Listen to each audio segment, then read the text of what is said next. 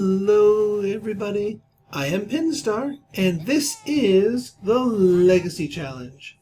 So, I've been getting a lot of questions regarding who is or is not eligible to be part of the Legacy family, or rather who is eligible to move in or not move into the Legacy family.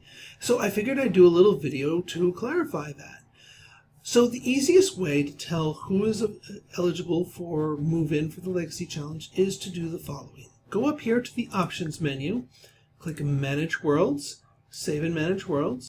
Once on the main map here, what you want to do is go up here to Household Management.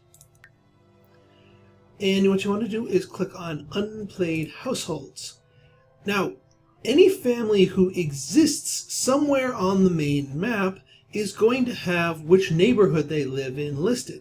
Things like the Broomies, the Land Grabs, the Pancakes. These families are not eligible for move-in or marriage by any of your legacy families. Now contrast that with some of these others, like the Wheeler here. They are listed as currently not in world. That is precisely what you're looking for. But if you see a sim that you're courting as listed as currently not in world, that means they are allowed to join the Legacy family. Now, one other item I wanted to address here is that some of you have reported that sometimes a move-in or a marry-in brings in $0 instead of $20,000. This is not a bug. This is actually, it's done for a very specific reason. When you move in or marry in a sim that's on their own, they are the last of their household, they will bring in whatever their household worth is. And in this case, the default is $20,000. However, there are some randomly generated, perfectly valid households that you're allowed to marry in from that come in with more than that, like the Wards here.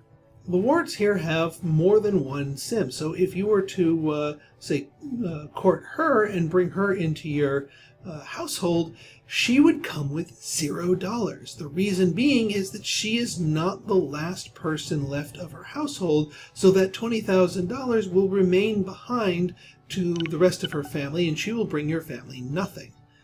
Now, this does have some strategic and gameplay implications to you Legacy Challenge players, because obviously the difference between someone bringing in $20,000 and the difference between someone bringing in 0 is quite significant. So what I'm doing is I'm tweaking the rules a little bit. So instead of having 10 static move-ins that you're allowed in throughout the whole challenge, I'm dropping that back down to 9. However, if you move in a spouse who does not bring in any money, or who brings in $0, I should say, they don't count against that limit. So if you want to bring in an extra spouse to have as a replacement, or if you want to get maybe one of your spares married and have like a little cadet branch within your legacy household, you can do that as long as you engineer it so that your spouses coming in bring in $0.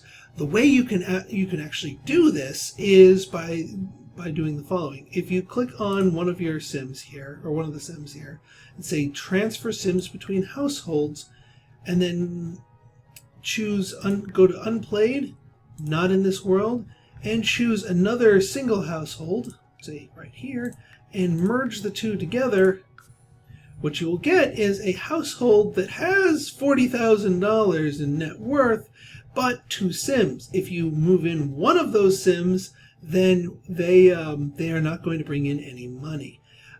That being said, there's one other caveat. If you do this merge and you leave one sim with 40,000, you're not allowed to move them into the legacy house.